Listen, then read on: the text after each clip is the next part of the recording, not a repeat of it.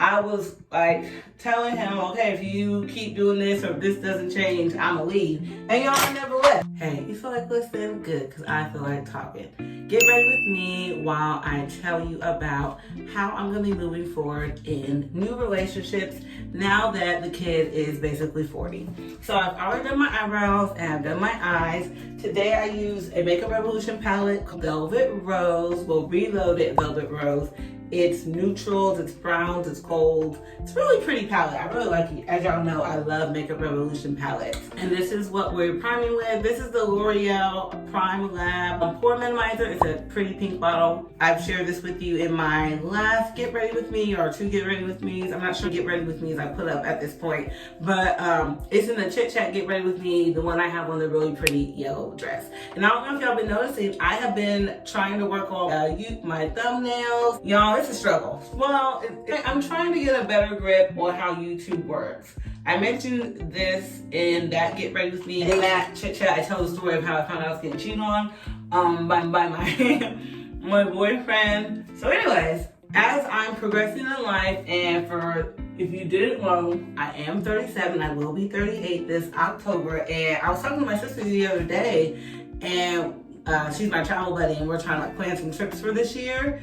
And she's talking about planning a trip in October, and I was like, girl, you do realize that's 4 months away.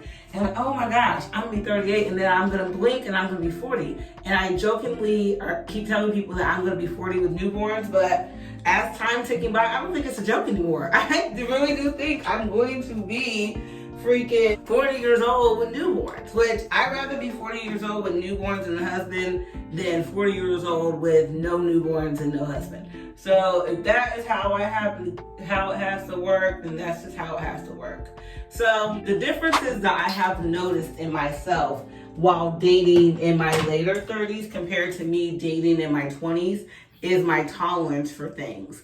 Like I didn't have, my tolerance was a little bit higher for miscommunication, not doing what they said they were gonna do when they said they were gonna do it. Now in my 30s, I have no tolerance, no time, no understanding, no getting on the same page for anything. If you don't do what you say you're gonna do when you say you're gonna do it, I can't trust you. That's just who you are. I don't care what you say. That it just is what it is. So that is a big difference that I've noticed in myself as I'm moving forward to 40. So my hope is by the time I'm 40 that I'm still not in the dating world, but in the event that I am, I'm trying to decide like what changes that I want to make. So a big thing that I noticed with me is although into my 30s, I realized I don't want to accept people who don't do what they say they're going to do. That caused me to be in situations with men that I typically stay with longer because they do what they say they're going to do, but we're not good fits. As our Get Ready With Me's go on, I will open up and share a little bit more about some of the situations that I've gotten myself into with men who I kept around because they're consistent with me. They're reliable. They remind me of what my relationship was like with my dad. If my dad said he was going to do something, he was going to do it when he said he was going to do it. And that's the type of person I am. If I say I'm going to do something, I'm going to do it. And if I don't do it, you know I'm not doing it. I communicate that with you. So I prefer men and prefer friends that do what they say they're going to do. And unfortunately for me, because I like to hold on to whatever it's called, because I like to hold on to it, it causes me to stay with people longer than I should. And they really have to do something, like something catastrophic has to happen for me to be like, you know what? Now truly accept that this is who you are. I know this is who you are. I just didn't want to accept it. I thought I could deal with it, but now I'm realizing no, I can't. This is not what I want. This is not what I want to do. So as I enter into my 40s, I'm hoping that I'm able to have a little bit better discernment. Actually, as I'm 37, as I'm at this current age, I feel like I've been doing a really good job with picking people. And I will say it gets harder. The older you get, the more life experience you have had. And there's things that you don't want to deal with, and you can recognize that behavior like right away. So that's one good thing that I am happy about, but it also causes me to quit people quickly Like I told you guys in other Get Ready With Me's, when people have like chit-chatted with me and invited me on dates and the dates don't happen, I cut them off immediately with no explanation. Because I let them know in the beginning, these are my expectations, and if you do these things, this will cause me to stop talking to you. And that's what they do, so that's what I do. I'm just hoping that I am able to get myself around men who do what they say they're gonna do when they say they're gonna do it, and don't need me to threaten them with me leaving, because I'll leave right away. Like, I don't care how long I've been talking to you.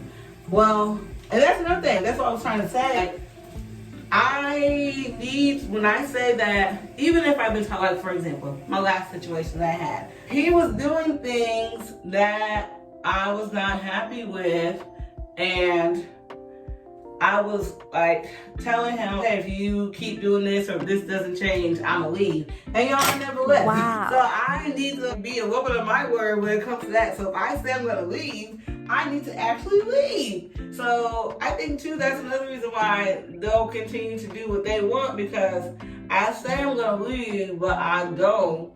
And then when I do leave, they're shocked, because when I leave, they usually didn't do anything in their minds that they have not done before. But for me, it's like, okay, you keep doing the same stuff to me, you don't care about me, you don't respect me, and you don't like me. I feel like if you like someone, you don't subject them to certain things. You don't subject them to the things that they told you, don't do this to me. So if I'm telling you don't do ABC to me and you do it, you don't like me. I don't care what you say. I don't care how you try to spin it. I'm just going to go with the narrative of this fool don't like me. And that is what it is. And I try not to make a habit of hanging out with people who don't like me. So we have our base now and we have our concealer on. I have a slight tan. I think it's my summer color. So I mixed together my e.l.f. Halo Glows.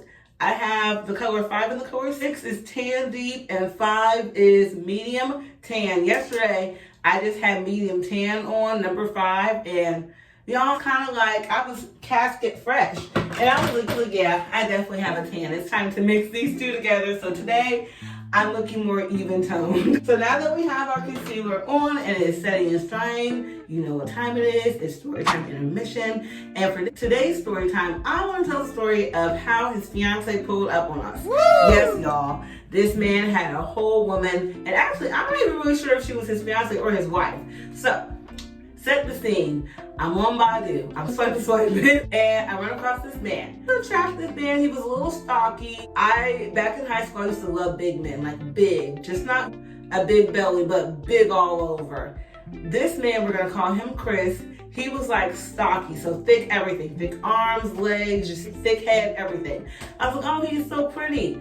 So we're chit-chatting on Badu. He invites me on a date, and he's like, oh, by the way, my car is down. I got in a car accident, so I don't have a car right now, but don't worry, you don't have to pick me up. My sister will drop me off, but can you take me home? I was like, well, where do you live? He just so happened, y'all, to live up the street from me. I'm like literally up the street, 3 blocks up the street. I was like, yeah, no problem, I'll take you home.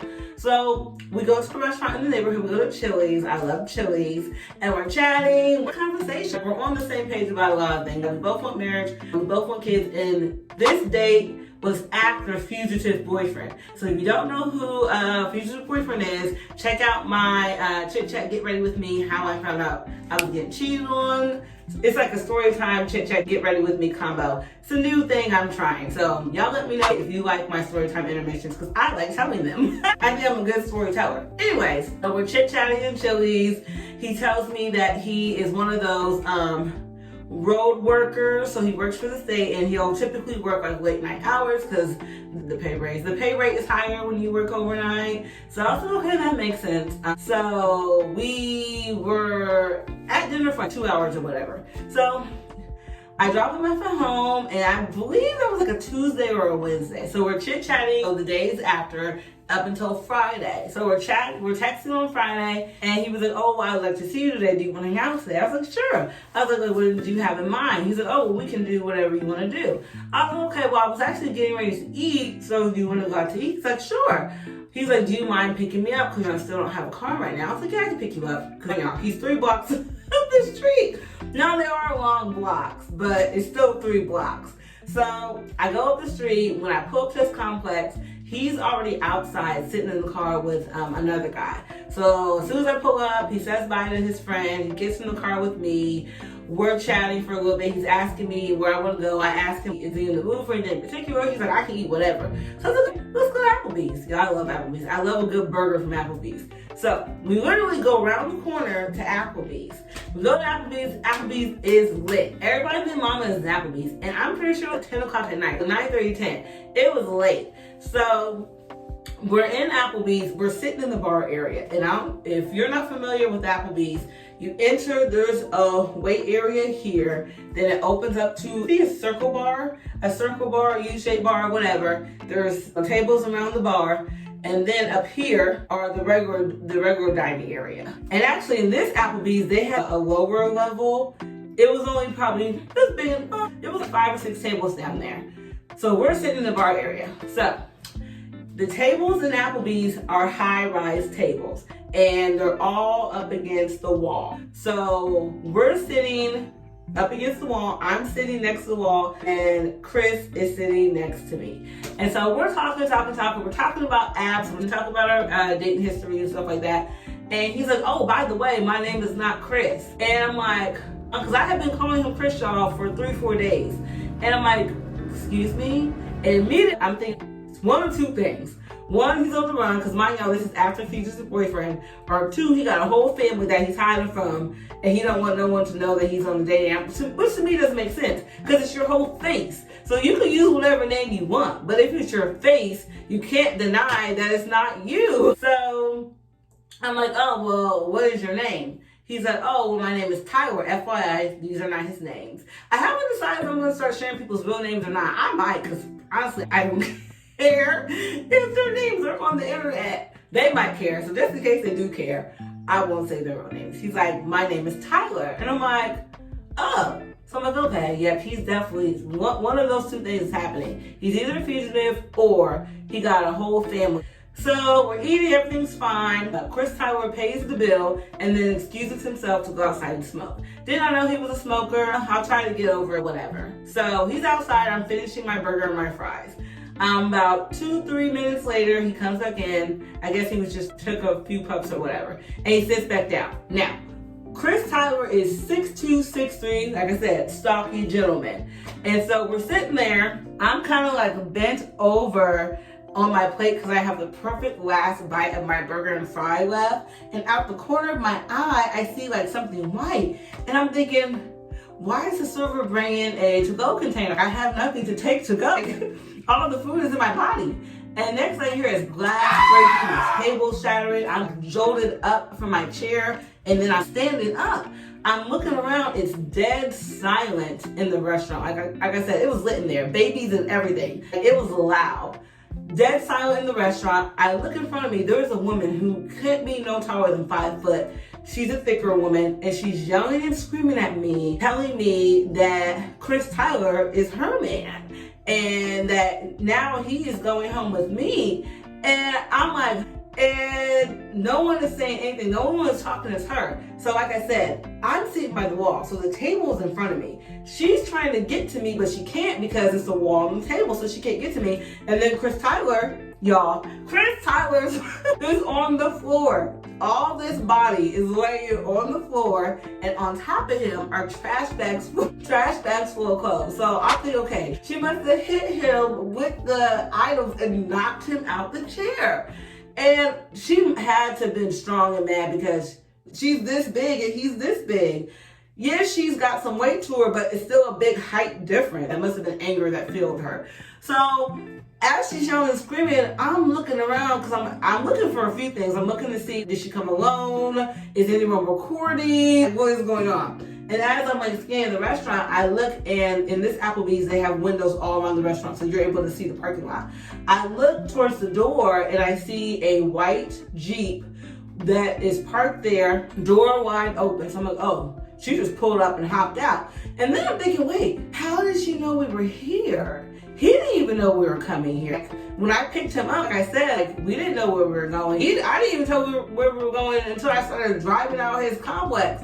So I'm like someone here had to have told her that he was here, because how else would she have known? He did not make any phone calls. He was not texting. So I don't know how she knew. Like, someone had to have told her. So Chris Tyler eventually gets up off the floor, guys. She's in his face. And then she's like, this is my husband. Then that changes to, oh, this is my fiance. I'm looking at him. She doesn't have any rings on her hands. So I'm like, maybe he's her fiance in his mind. Or maybe she got mad and took her ring off. Or threw it at him. I don't know. Because I did not see her come in, because Chris Tyler was sitting next to me. He's this big body. So I can't see past him. And like I said, my head was down. So I don't know if she ran in, she walked in. I'm not quite sure. So he eventually gets up. She's in his face. She's yelling and screaming. Then he doesn't say anything. Nobody's saying anything but her. He walks out the restaurant and she follows behind him. I'm in shock. I cannot believe this has just happened to me. And the restaurant is still silent. So I'm like, this is so embarrassing. And let me get my stuff and get him out of here. So as I'm walking out the bar to leave, these other two guys who were sitting 2 tables away, oh, well, if you were with me, I would never let that happen to you. I'm thinking, sir, where were you while that was happening to me? I still don't understand, how did this woman get into Applebee's with trash bags?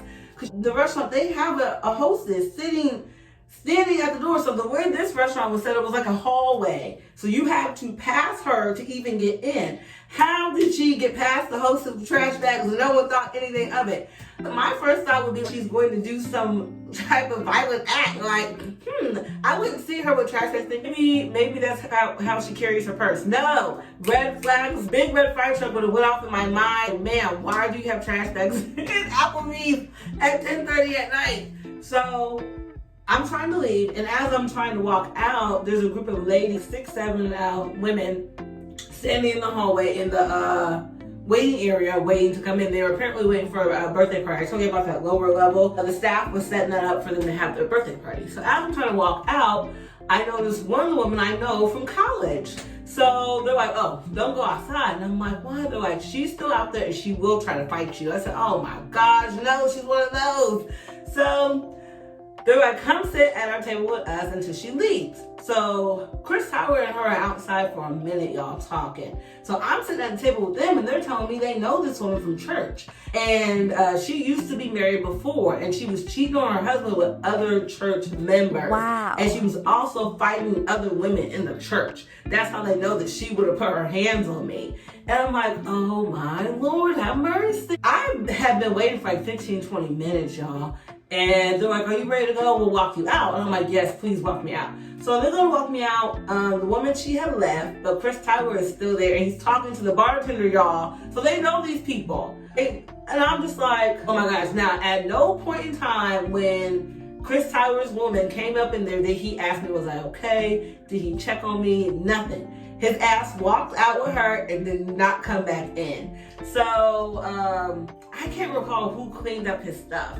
But by the time I saw him when he was outside, he had his stuff with him. So I don't know. He must have come back in while I was down there, because I wouldn't have been able to see him while I was in the lower area.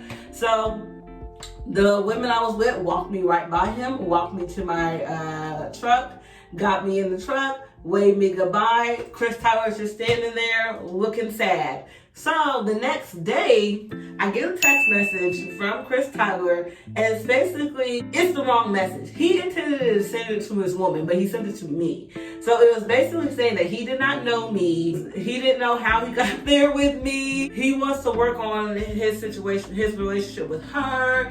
He doesn't want her to think that he would ever cheat on her or anything like that. And I didn't reply because, number one, it wasn't for me. And it was very jumbled up. Like, I really had to read between the lines because it really wasn't making any sense.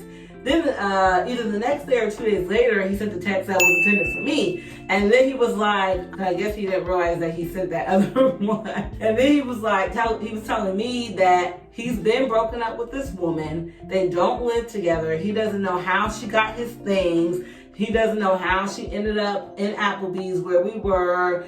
And he apologizes for not checking on me, for taking so many days to check on me. And he apologizes for putting me in that situation. I didn't reply to that either because I'm just like, Sir, you're the problem. I had a feeling, I'm like, either he's a fugitive or he's got a family. And y'all, I was right. He had a family. Well, I don't know if he had a whole family, but he at least had a woman who, in her mind, is married to you, which is worse than an actual wife. Because dealing with someone who's involved with someone who believes they're in a relationship with that person, that's dangerous. So like when I meet men, I tell them, hey, look, whatever it is that you have going on with other women, keep them away from me. Because a lot of women, they're not logical. They're not going to come for you. They're going to come for me because they think that I'm the problem. So they want to get me out the way so they can have you. So with Chris Tyler's woman, he wasn't the problem. I was the problem. I'm the homewrecker. I'm breaking up the relationship. So I'm just like, no, it's him. If you're going to beat up anybody, beat up him. So that concludes my storytime intermission. I hope you enjoyed it as much as I enjoyed telling it to you. So let's go ahead and blend this space out and finish up my makeup. As I move forward in the dating life and things of that nature, I do have things that I am going to be looking for. So I will share my 5 non-negotiables with you guys. Number 1, no more, we'll talk about my non-negotiables. Some of them, 1 or 2 of them are like a physical thing, but most other ones are character and things of that nature. So number 1, he can't have no more than 1 young adult child. So like young adult, like 18, 19, I'm even willing to do like 17. I don't want him to still be actively parenting because that takes a lot of time and effort and energy and money. Getting a man who has a 3 or 4-year-old, like I'm not doing that. I did it before, it's not for me. I've tried everything that I don't want to do now. I've tried before, so that's how I know I don't want to do it. So when men try to convince me to do it, I let them know like, hey, I did that before, I'm not doing it again. And another thing, a side note, a lot of men, they want you to settle for them, but they're not settling for you. So like, why should I have to settle for a man with multiple children, does not have any hobbies, does not share the same interests as me, but just because he's physically attracted to me and wants me, I have to settle for him? Absolutely not. Those days are over. I'm not doing that. If you're getting a come up off of me as far as you're getting what you want from me, I need to be getting the same. So I don't want to date someone that I'm not physically attracted to. That's the worst thing you could do. So if you're a person who thinks that you could grow attraction to someone, I'm sorry to tell you, no, you can't. I know people say that. I know people say, oh, well, I didn't like him at first, but then, as I spent time with him, got to know him, you're going to regret that and you're going to resent that. I've done it many, many, many times. It's the same thing, the same ending. Do not do it. If you're not attracted to him, honey, don't date him. Don't do nothing with him because it's going to happen. It's going to... Anytime he says something to you, you're just going to be like, you know what? In your mind, because you might not be a person who tries to break people down. Like, I don't want to break you down. So I'm not going to say rude, disrespectful things to you just to say it.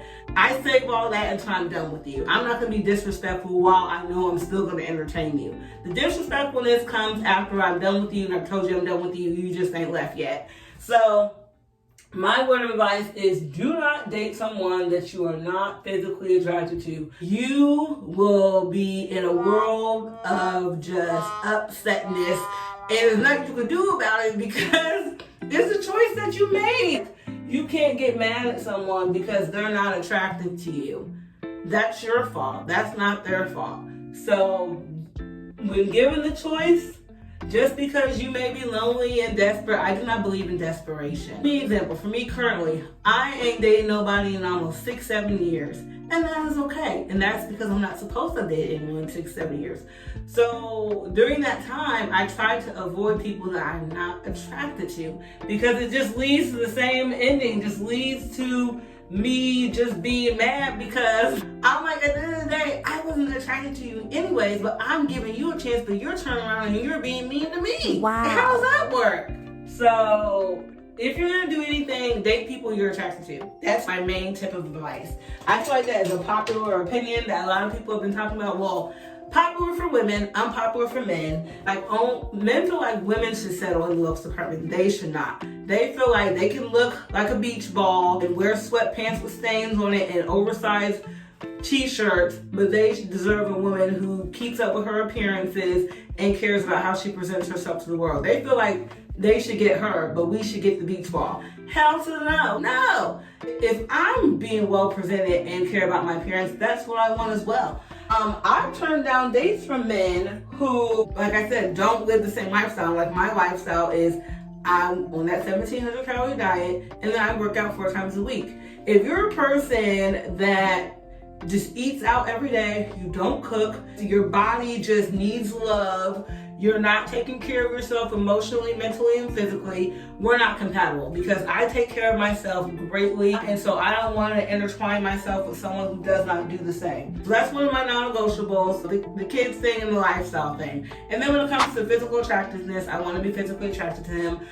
Although I am on the shorter side, I do prefer men who are 6'2" and taller, 6'2" to 6'4". Last year I had a man who was 6'6", interested in me. He was just too tall. I'm constantly like this, and I'm just like, oh, I'm not trying to have neck problems. Although he was a really pretty man, but he did have 2 kids.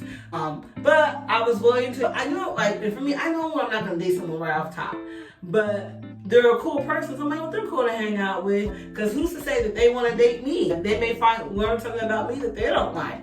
So I feel like it's cool for me to still entertain someone on like a friendly level, even if I know right off top I don't want to date them. I feel like that's okay. Because they might not want to date me. So that I want them to be a certain height, but I'm willing to do like 5'11", 5'10". I don't want to, but I'll do it. The man I wanted to marry was like 5'10". So apparently there's an exception to the rule. If I really like them. If you really like someone and you're attracted to them, you'll make all types of exceptions. So yeah, no kids. Well, 0 to 1 kid, adult, young adult, certain height, needs to be physically attracted, needs to be self-secure, and needs to know how to respect me. An issue that I've had in the past is not being respected by my chosen partner. So I feel like I have worked that out by setting the standard in the beginning, but I have still struggled with being disrespected off the basis of, well, I felt disrespected, so I'm going to disrespect you. People with that type of communication style are not a good match for me. I like to think that I am a clear and concise communicator. So therefore, I feel like I match best with people who are also clear and concise communicators. So if you feel like you gotta be disrespectful to get your point across, we're not a good match. Non-negotiables in my 30s, I wish I would have. I've always had some standards and non-negotiables, but in my 20s, I did not stick to them.